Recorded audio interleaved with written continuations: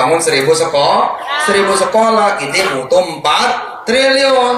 Lalu saya bilang, supaya saya bisa punya 4 triliun, tolong ya Allah, kasih saya bisnis rumah sakit, kasih saya bisnis perbankan syariah, kasih saya bisnis hotel, kasih saya bisnis travel, kasih saya bisnis tambang, kasih saya bisnis ini, bisnis itu ya Allah, supaya nanti keuntungannya laka ya Rob, buat engkau ya Allah.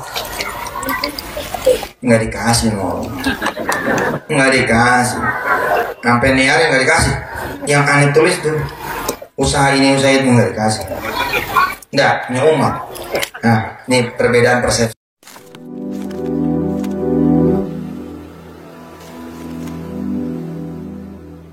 Assalamualaikum warahmatullahi wabarakatuh. Welcome back to my channel Detektif. Teman-teman, sebelum saya investigasi ke lapangan ya, saya pingin ngebahas sedikit nih. Saya kebetulan membaca berita tentang batubara. Walaupun saya jarang bahas tentang batubara ini selain penggerudukan ya. Tapi menurut saya ini penting ya, penting untuk dibahas karena data ini akan menjadi referensi untuk kita bahwasanya senekat apakah orang ini gitu ya. Oke, sebelum kita bahas tentang berita ini, kita lihat dulu deh sebenarnya apa sih yang menjadi keinginan Yusuf Mansur itu yang sering diucapkan gitu ya. Oke teman-teman, sebelum kita baca beritanya, kita lihat dulu videonya ya. Yuk, check it out. Saya mau minta Pak, minta bener saya Pak, minta 4 triliun kan di TV 4 triliun saya minta, 4 triliun saya minta. 2011 masih ada tuh rekamannya di YouTube itu, di Mahat al-Yutubiyah al-Islamiyah, Mahat al-Yutubiyah al-Islamiyah, Syariah, YouTube Syariah. Itu bro, saya pengen punya 4 triliun ya Rob, gitu, 4 triliun nggak main-main. Pokoknya yang denger, sedangkan dia lagi dikejar-kejar kontrakan, pusing aja denger tausiah waktu itu. Apa sih ini ngaji 4 triliun itu? Jadi dunia nih ngurusinnya. Nah itu dengernya sambil masak, denger sambil ngepel. Ya ini sepotong-sepotong, dengerin dong. Gue pengen bangun 1000 sekolah, kan gitu waktu itu. Pengen bangun 1000 sekolah, kita butuh 4 triliun. Lalu saya bilang, supaya saya bisa punya 4 triliun, tolong ya Allah, kasih saya bisnis rumah sakit, kasih saya bisnis perbankan syariah, kasih saya bisnis hotel, kasih saya bisnis travel, kasih saya bisnis tambang, kasih saya bisnis ini, bisnis itu ya Allah, supaya nanti keuntungannya laka ya Rob, buat engkau ya Allah. Nggak dikasih loh, nggak dikasih, sampai niar yang nggak dikasih. Yang aneh tulis tuh, usaha ini usaha itu nggak dikasih. Nggak, punya umat. Nah, ini perbedaan persepsi. Saya perlu lurusin. Sering saya ngomong di Twitter. It's not my business, it's a movement. Hotel City itu, oh no, it's not my business, bukan bisnis saya. Itu nama saya. Ini it's a movement. Ini gerakan rakyat, patungan kecil-kecil jadi sesuatu. Jadi kalau ada orang somebody tell me, hey Ustaz, do not business. Aduh, satu salah. Masa gua nggak boleh bisnis? Yang bener aja lo. Jadi lo doang yang boleh bisnis. Ya udah, pasar punya lo aja. Enggak dong, gua juga Ustaz dan gua juga manusia. Sebaik-baik Nabi Muhammad, dan Nabi Muhammad itu pebisnis. Satu, dia udah salah. Yang kedua, tambah salah lagi, orang bukan bisnis itu lah. Orang bilang itu bisnis. No, it's a movement. Itu adalah gerakan. Nah, kemudian tidak dibagi bisnis A, bisnis B, bisnis C, bisnis D. Paytrend 100%, lillah. Miracle 100%, lillah. Yang coming soon Akudo. Saya sedih nih, akhirnya belum Akudo. Kita punya air Akudo, cuma emang belum jalan pabriknya. Dikit lagi dah. Di sini kok di Depok kita masuk jadi pemegang saham. 6,5 miliar, aneh beli 0 rupiah, cakep banget. Tiru makanya. Oke teman-teman, tiru, nggak tiru saya. Gini ya, Pak Jaman ini atau Pak Yusuf Mansur ini kan selalu cerita bahwasanya itu gerakan, itu milik umat gitu. Umat yang mana harusnya kan itu investor ya, tapi ya mungkin istrinya juga umat dianggapnya. Oke, teman-teman, terlepas daripada itu, tadi kan disebutkan tuh usaha-usaha yang ingin dia miliki, salah satunya ya tambang. Tambang itu ya batu bara. Nah, kebetulan teman-teman ini loh, Yusuf Mansur memang punya keinginan, menurut saya keinginan masuk ke bisnis batu bara ini udah lama. Karena salah satu bisnis yang memang bisa bikin orang cepat kaya, yaitu ya tambang itu. Apalagi ya batu bara yang ya menurut saya batu bara waktu itu sangat prospek ya. Untuk tahun-tahun di 2008, 2009 itu prospeknya sangat tinggi. 2009 itu sangat tinggi sampai mungkin di akhir-akhir tahun 2017-an lah itu baru mulai down gitu. Maksudnya walaupun masih bagus sampai sekarang pun, tapi nggak sebagus pada saat itu. Oke, terlepas daripada itu kita bacakan beritanya. Ini dari katadata.co.id. Kita tahu kan kata data biasanya lebih spesifik untuk ngebahas sesuatu problem atau sesuatu masalah, investigasinya lebih spesifik biasanya. Oke, kita bacakan ya. Kisah uang wakaf Rp 1 miliar Yusuf Mansur dari sindikat batubara. Catat ya, sindikat batubara. Sindikat itu bisa dikatakan mafia atau enggak? Bisa saja, karena sindikat itu kan ya satu kelompok kejahatan. Kelompok kejahatan bisa jadi mafia. Kalau anak buahnya banyak bisa jadi mafia. Tapi ya anggap aja sesuai dengan berita ini ya, sindikat. Oke teman-teman, kita bacakan ya. Ini detailnya menarik teman-teman. Yusuf Mansur diduga pernah menerima uang dari Adiansah, sosok kunci dari kasus penipuan investasi batubara jamaah masjid. Ini pasti Darussalam ya. Keduanya pun berkolaborasi memburu investor, bahkan hingga ke luar negeri. Catat, hingga ke luar negeri. Berburu investor ini ya, berarti keduanya antara Yusuf Mansur dan Adiansah. Catat ya ini ya. Ini kata data yang ngomong ya, bukan saya ya. Yusuf Mansur bekerja sama dengan Adiansah, sindikat penipuan batubara, setelah mendapatkan uang wakaf dari pengusaha tersebut pada periode 2007-2008.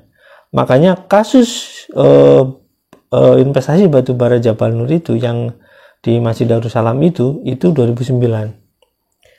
Keduanya lantas mengutip investasi dari pengusaha kenalan Yusuf Mansur, bahkan hingga ke luar negeri. Berarti kasusnya nyampe ke luar negeri.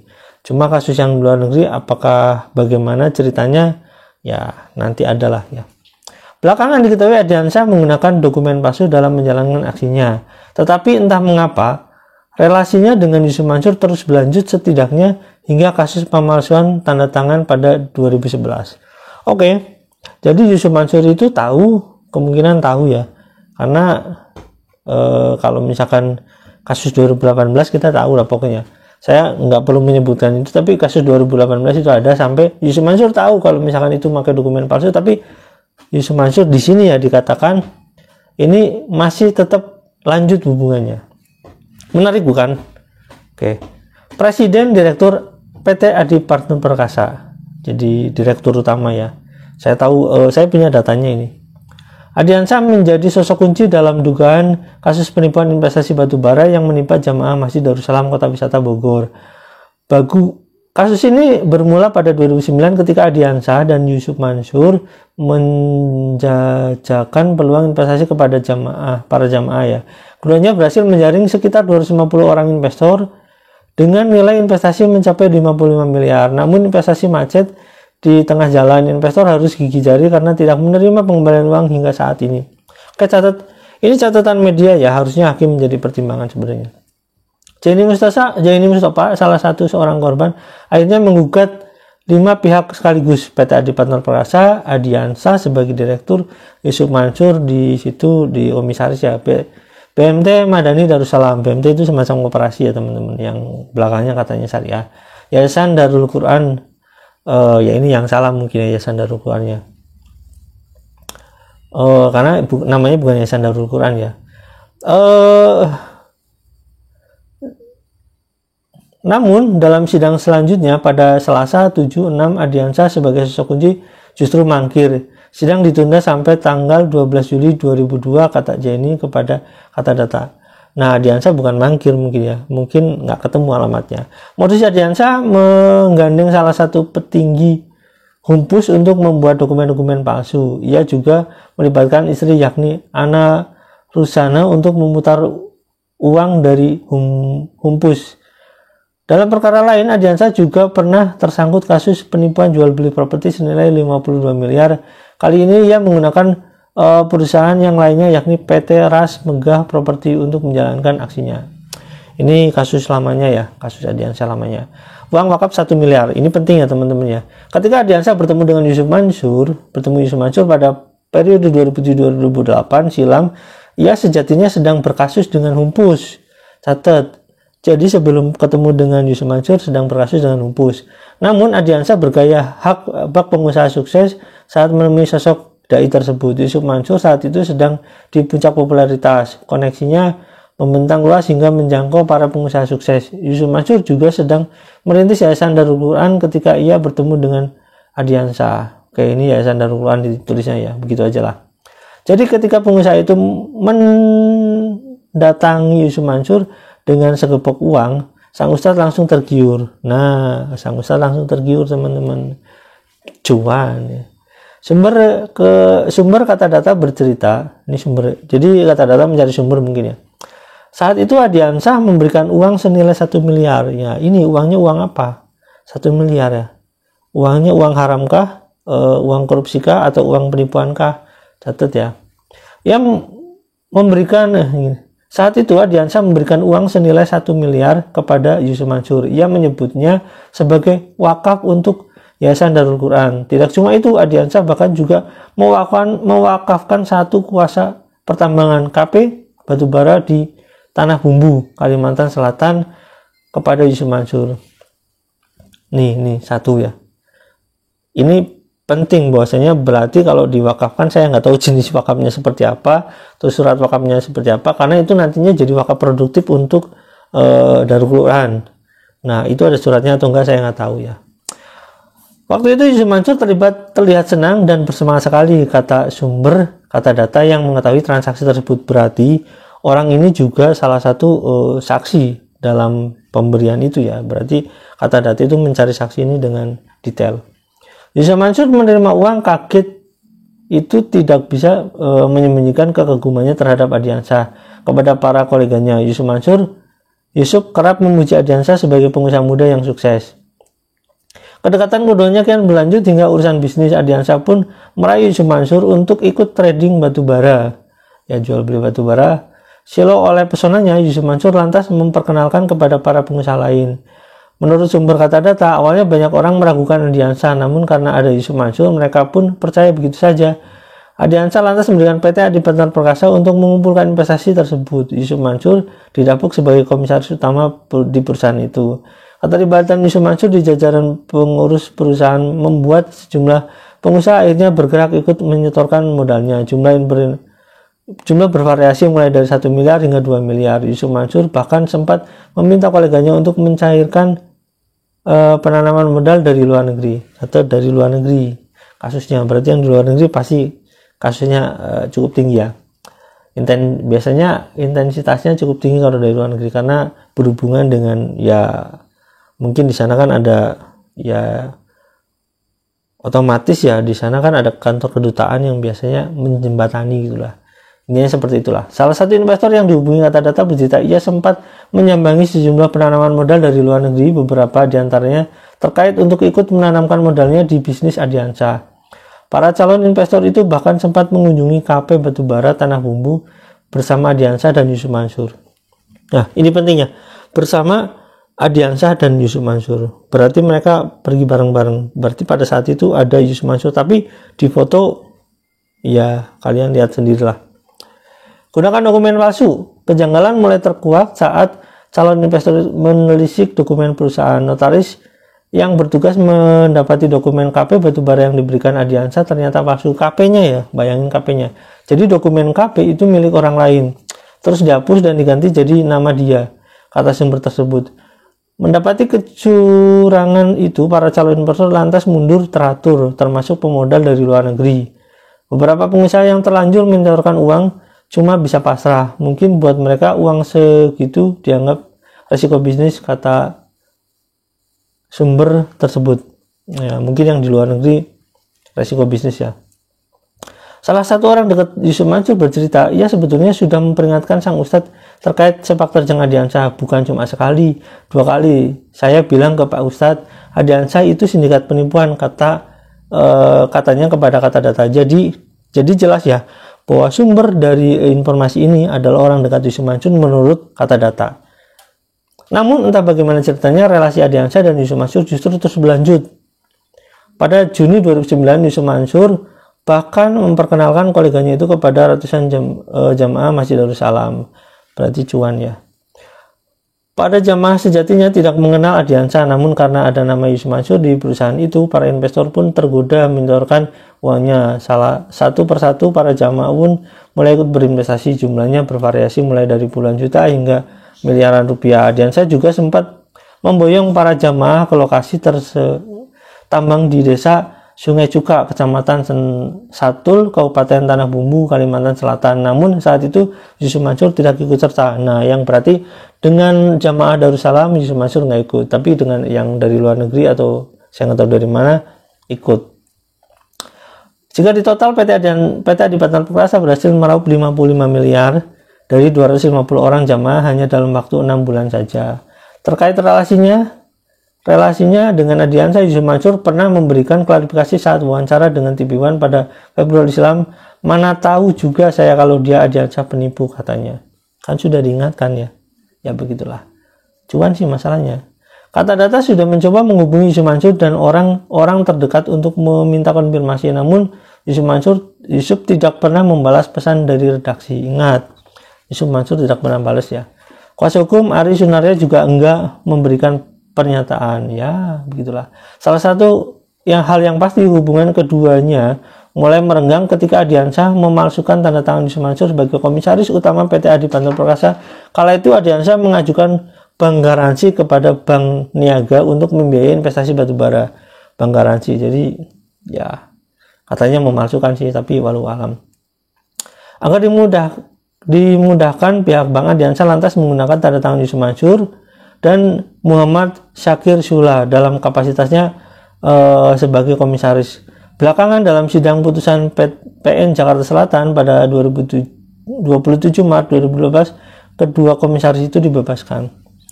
Terlepas daripada dibebaskannya itu, berarti tetap ya Yusuf Mansur maupun di sini Syakir Syula itu yang katanya pakar syariah, kayak itulah intinya lah, itu terlibat berarti dalamnya.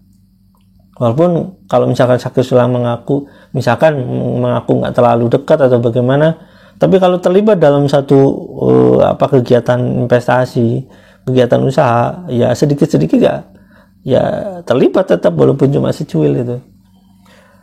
Kepada kata data Syakir Syula yang bilang ya, mengatakan ia menjadi komisaris karena diminta oleh Yusuf Mansur. Nah, namun ia mengaku tidak banyak terlibat dalam perusahaan tersebut. Ketika Yusuf Mansur dan Ardiansyah bergerilya mengutip duit jamaah Masjid Darussalam, Syakir menyebut ia sudah tidak aktif lagi di PT Adipati Perkasa.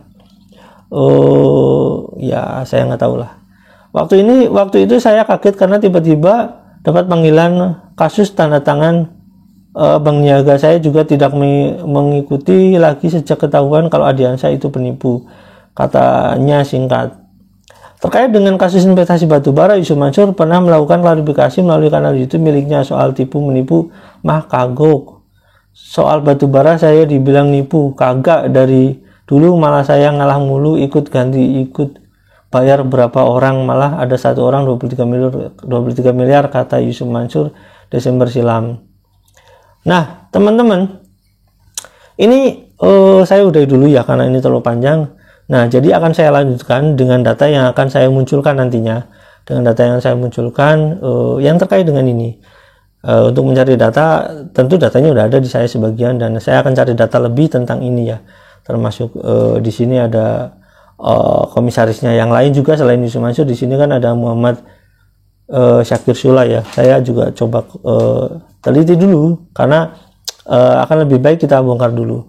Oke, teman-teman, intinya Yusuf Mansur itu kalau yang 1 miliar itu diterima sama Yusuf Mansur dan nggak jelas, terus itu uangnya uang haram, ya seharusnya itu dikembalikan kepada pemerintah. Kalau misalkan uang itu uang penipuan, ya sebenarnya seharusnya alangkah baik seperti itu, karena uang hasil kejahatan itu tidak boleh dipergunakan oleh seseorang, karena uang kejahatan itu nanti akan menjadikan kita ini sebagai salah satu penampung hasil kejahatan, yaitu pencucian uang. Itu nggak boleh sebenarnya, tapi ya nggak tahu lah. Pokoknya seperti itu sesuai dengan redaksinya di sini. Terima kasih. Sampai sini dulu teman-teman. Jangan lupa like, subscribe, dan komen. Jangan lupa juga share. Wassalamualaikum warahmatullahi wabarakatuh. Bye.